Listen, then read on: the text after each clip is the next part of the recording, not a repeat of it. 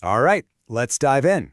We're about to try and unlock one of the biggest secrets in all of biology, a mystery hidden deep inside the very blueprint of life itself. So let's start with a really big question. What really makes you you? I mean, what is the actual code, the set of instructions that builds a totally unique individual like you or me? You might immediately think, oh, it's my genes. And that makes sense, right? Genes build the proteins that make up, well, everything. But what if I told you that a tiny little worm has about the same number of protein-building genes as you do? Kind of weird, right? I mean, look at this, a human and a worm. We both have around 20,000 of these protein-coding genes. So hold on, if it's not the number of genes that makes us so incredibly complex, then what in the world is it? Okay, so here's the secret. It's not in the genes themselves, but in all that space between them. Get this, those 20,000 genes, they only make up a tiny, tiny fraction of our genome, like 1.5%. The other 98.5%? For a long time, scientists just called it junk DNA. But it turns out this genomic dark matter is where all the real action is. So let's talk about this dark matter. A great way to think about it is like this. The genes themselves are the raw materials. You know, the bricks, the steel, the wood for building a house. But this massive non-coding region, that's the architect's blueprint. It's the master plan that says how, when, and where to use all those materials to build something as ridiculously complex as a person. And this blueprint is packed with the real instructions. You've got promoters and enhancers that are basically the on and off switches and dimmer dials for your genes. You've got sequences that literally organize the physical structure of your chromosomes. And then there are things like regulatory RNAs and even these wild jumping genes called transposons that can move around. So yeah, this is so not junk. It's the entire command and control center of the cell. And if that's not crazy enough for you, try this on for size. Any two people on the planet, you and me for instance, are over 99.5% genetically identical. Just think about that. All of human diversity, everything that makes us different, our traits, our talents, even our risk for certain diseases, it all comes down to tiny little variations in less than 0.5% of our DNA. And guess where a lot of that variation is?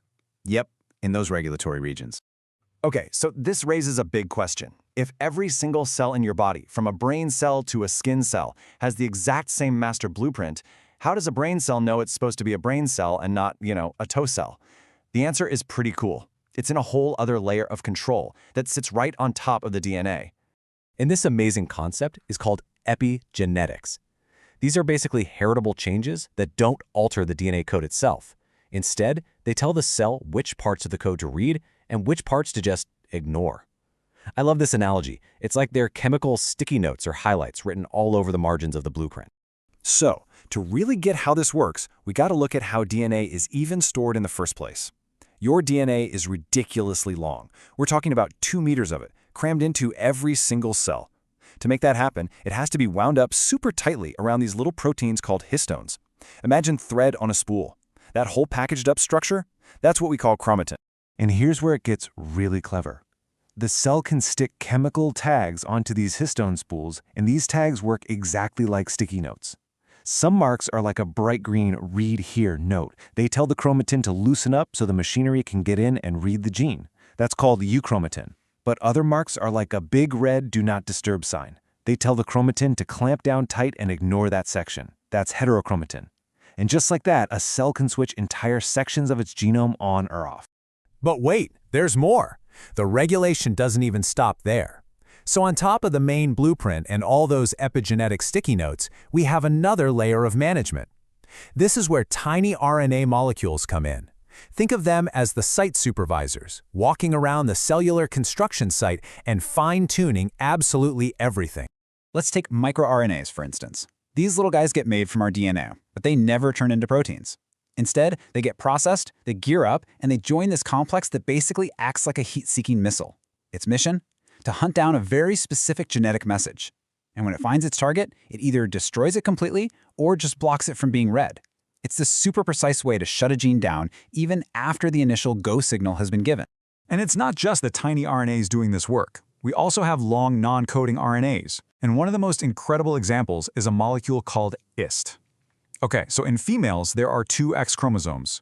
IST gets made from one of those chromosomes, and then it literally forms a repressive cloak all over it, silencing almost every single gene on that chromosome. I mean, that is a massive, massive regulatory event, and it's all orchestrated by a single RNA molecule. Wow. Okay, so we've seen how nature has all these super intricate systems, like RNA, for managing the genetic blueprint. And that led scientists to ask a really mind-blowing question. What if we could do that too? What if we could actually go in and edit the blueprint ourselves? Well, that brings us to CRISPR. You've probably heard of it. It's basically a find and replace tool for our DNA. So how does this amazing tool actually work? Well, first, scientists design a special guide RNA that's a perfect match for a specific piece of DNA they want to target. Then, this guide RNA hooks up with a scissor-like enzyme called Cas9 and leads it to that exact spot in the genome. And snip, Cas9 makes a clean cut right through the DNA.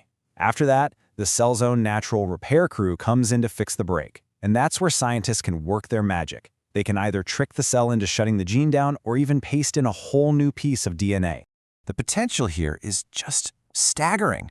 I mean, researchers can now build super precise models of diseases in the lab. They can create transgenic models to better understand biology. And maybe most importantly, they can develop what could be one-time cures for inherited conditions.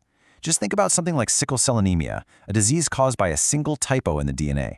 For millions, it's meant a lifetime of pain. But now, CRISPR-based therapies are actually correcting that one typo, offering real hope for a permanent cure. It is absolutely revolutionary. Okay, so we've spent a lot of time talking about the blueprint, the DNA itself. But where does all this happen? Well, all this incredible action comes to life inside the cell. And a cell isn't just some boring blob. It's more like a bustling, dynamic, living city. And just like any city, it needs infrastructure, right? So you have the mitochondria, those are the power plants generating all the energy. You've got the lysosomes, they're the waste disposal and recycling crew. The endoplasmic reticulum, that's the main factory floor where all the proteins get put together. And then you have the plasma membrane, which is like the city's border security, controlling all the traffic in and out. But don't think of that city wall as just a static barrier. No way. The plasma membrane is this amazing fluid dynamic thing. It's a bilayer of lipids with all these proteins just studded throughout, floating around like little boats on a sea. They're acting as tunnels and pumps and antennas to receive signals. It's literally the cell's living interface with the entire outside world. So there you have it. We've gone from a simple worm all the way to the incredible complexities of the human cell. And I think the biggest takeaway is this. What makes us us isn't just the number of genes we have, but the vast, intricate, non-coding blueprint that tells those genes what to do. And the craziest part? We're only just beginning to read that blueprint. Which leaves us with one final, fascinating question to think about. If this is what we know now, what other secrets are still hidden in those instructions, just waiting for us to find them? Hello, everyone, and welcome. So today, we're going on a very special tour. We're not visiting some city made of bricks and mortar. No, we are going to tour the bustling, incredible city that's inside every single one of us, the living cell. It sounds a little strange, doesn't it? A cell like a city? But believe me, by the end of this session, you will see it. You'll understand how a single cell has its own infrastructure, its borders, factories, power plants, and even a complex communication network, all working together perfectly. Okay, let's start our tour. All right, so here is our map for today's tour. First, we'll look at the city's skeleton, its basic infrastructure. Then we'll check out its security, its borders, and communication systems. After that, a quick visit to the industries, the factory, and the post office. Then we'll look at the utilities, power and waste management. And finally, we will try to understand its urban planning, the city's growth plan. Cello, let's begin. Right, so every city needs a framework, It needs roads and girders and transit lines to maintain its shape and to function properly. In our cell city, it is no different. We call this framework the cytoskeleton. Now, what's really interesting here is how simple we can make this. Just think of the three main components like this. Actin filaments, those are your local city roads, okay? They control the cell's shape and help it move around. Then you have intermediate filaments. Think of these as the strong steel frames of the buildings. Their job is just to provide strength to bear stress. And finally, you have the microtubules. These are the superhighways, the main transit system for transporting all the important cargo around the cell. Now, this idea of treadmilling, this is crucial. It shows that the cell's roads are not static, Yar. They are incredibly dynamic. Imagine a road that is constantly being built at one end while it's being taken apart at the other end. That's what allows the cell to move, to crawl, to change its shape almost instantly. And this slide brilliantly shows that these girders are specialized. This is very, very useful for us as doctors. Why? Because if you have a tumor and you can't tell its origin, we can use this as a clue. We can stain for these specific filaments. If it stains positive for desmin, we know for sure it came from muscle. If it's positive for cytokeratin, it's from epithelial cells. It's a fantastic diagnostic tool. Okay, so a city has to control what comes in and what goes out, right? And it also needs to manage how its different buildings and districts are connected. Our cell city has very sophisticated junctions for just this purpose. So think of these as the high-security, completely waterproof seals between the buildings. They make sure nothing, absolutely nothing, leaks through the gaps.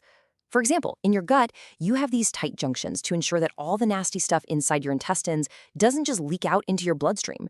It's a perfect seal. Now, if tight junctions are the sealant, then anchoring junctions are like the strong bolts and rivets. They are what link the cells together physically so the entire tissue can withstand mechanical stress. It's because of these that when you pull on your skin, the whole sheet moves together and doesn't just tear apart. And here's the crucial point. What happens when these connections are lost? Well, in some cancers, like certain breast or gastric cancers, the cells lose a protein called E-cadherin. And when that happens, the cancer cells become discohesive. They don't stick together anymore. And this allows them to break away and invade other tissues. This is how cancer spreads. And finally, we have gap junctions. You can think of these as direct communication lines, like secret tunnels running between the buildings. This is essential in places like the heart, where you need a huge number of cells to all contract at the exact same time in one coordinated wave. The signal just shoots right through these gap junctions. Acha, now we're visiting the industrial heart of our city. This is where all the essential products are manufactured, packaged, and then shipped out. And look at this. It's a beautiful, organized assembly line.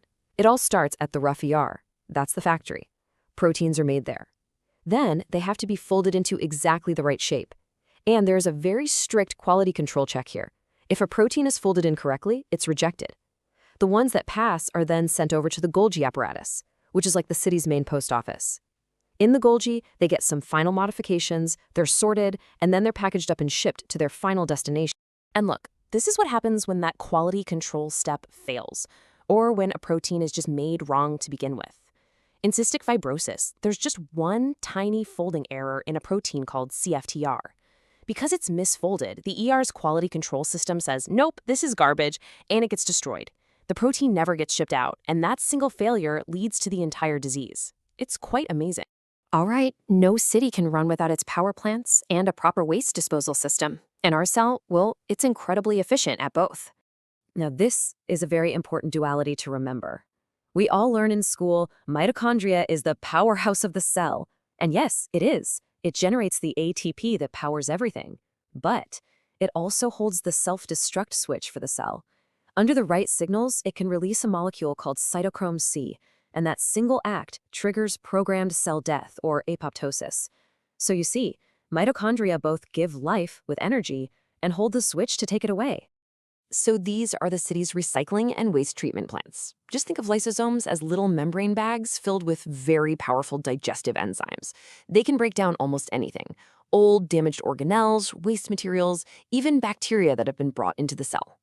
And the cell has multiple garbage collection routes to make sure all the waste gets delivered properly. You have endocytosis for stuff from outside, autophagy for the cell's own old parts, and phagocytosis for really big things like bacteria. But no matter how it gets there, it all ends up in the same place, the lysosome, for processing. Now, if the lysosomes handle the bulk waste, you can think of proteasomes as the specialist inspectors. They find and eliminate individual faulty proteins floating around in the cytoplasm.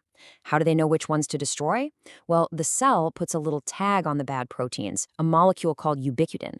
And that tag is basically a death sentence. The proteasome sees the tag and boom, the protein is degraded. And finally, how does this city know when to grow or when to repair itself? How does it respond to its neighbors? Well, it does all this through a very complex system of signals. Think of these growth factors as the city's urban planners and its emergency response coordinators. For example, when you get a cut on your skin, PDGF calls other cells to the site of the injury. Then VEGF stimulates the growth of new blood vessels. EGF tells the epithelial cells to start dividing to cover the wound. And finally, TGF-beta comes in to stimulate the formation of the scar. It's all a beautifully coordinated response. And that is the question we will explore in later chapters. The cell city is a masterpiece of balance and regulation. So what happens when that balance is lost? When just one of these growth signals gets stuck in the on position and never stops? Well, when that happens, you get the unregulated growth that we see in cancer. Something for you to think about. Thank you. Hello and welcome, my future doctors. I know you have all studied the cell inside and out, nah? But today we're going to do something different. We are going to step outside the cell membrane and explore the world where the cell actually lives. So, let's begin this journey. So just think about this for a moment. We're always talking about what's inside the cell. You know, the nucleus, the mitochondria, all that good stuff. But have you ever just stopped and wondered, what's on the outside? Where does this little building block of our body actually live? What is its neighborhood like? Well, the answer, my friends, is the extracellular matrix, or the ECM for short. And the best way to understand it really is to think of a huge, bustling city. Our cells are like the buildings, the houses, the hospitals, the offices. But what about the roads connecting them, the foundations they are built on, that entire infrastructure? That's the ECM. It's what holds our entire cellular city together. Now, any big city is built from different materials, isn't it? Our cellular city is no different. The ECM is basically made up of three main families. First, you have these fibrous proteins, which are like the steel rods and girders that give the city its strength. Then you have these amazing water-hydrated gels. They're like the shock absorbers protecting all the buildings. And finally, you have adhesive glycoproteins. This is the super strong cement, the glue that holds the whole thing together. So let's talk about the king of all these structural proteins, collagen. Just look at this beautiful structure. It's a triple helix. That means it's made of 3 protein chains twisted together like a super strong rope.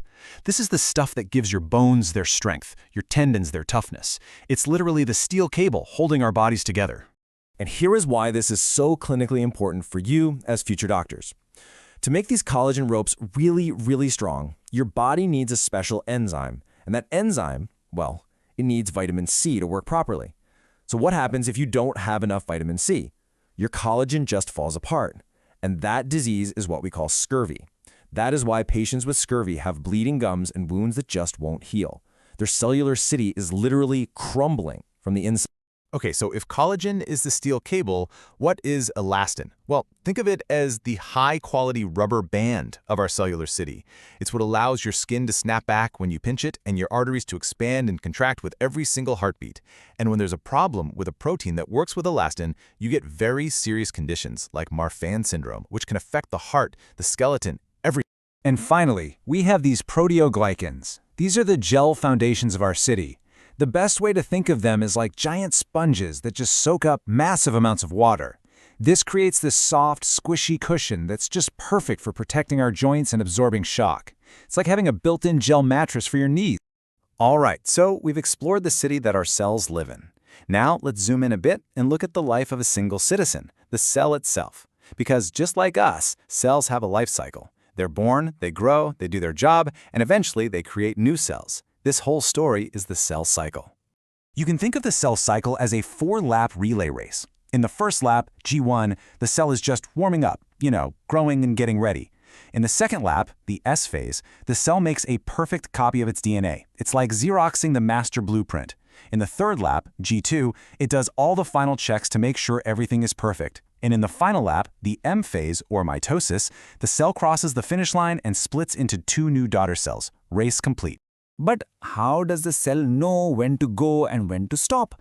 Well, it's just like driving a car, okay? You have an accelerator and you have a brake. The accelerator is a bunch of proteins called cyclins and CDKs.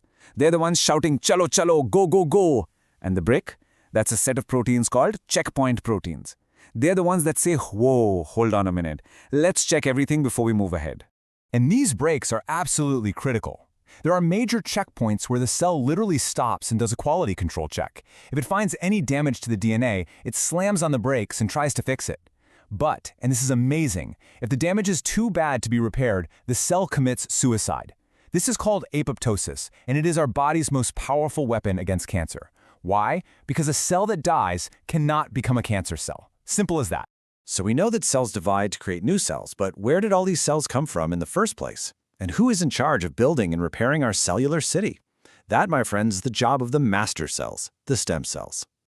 Very early in our development, we have embryonic stem cells. These are the ultimate master builders. They are totally potent, or totipotent. That means they are like a blank slate. They can become any type of cell in the entire body.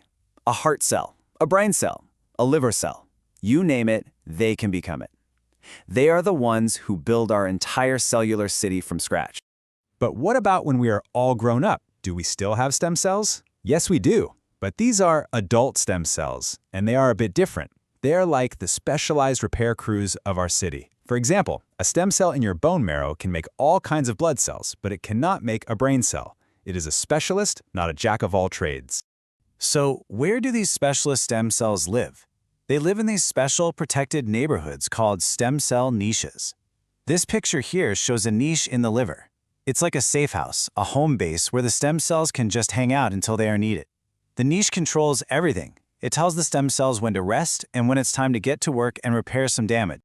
So, now that we understand the ECM, the cell cycle, and the amazing power of these stem cells, we can start to think about the future of medicine. And that future, believe me, is all about regenerative medicine, using our own cells to repair and rebuild our bodies.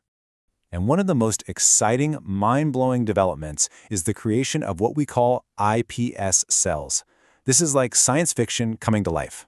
Scientists can take a regular old skin cell from a patient, add a few special genes, and poof, turn it back into a stem cell. And the best part? It's a perfect genetic match for the patient, so there's no risk of rejection. It's their own cell. And that brings us to the end of our journey for today. You see, the cell biology you are learning right now, this is the foundation for the medicine of tomorrow.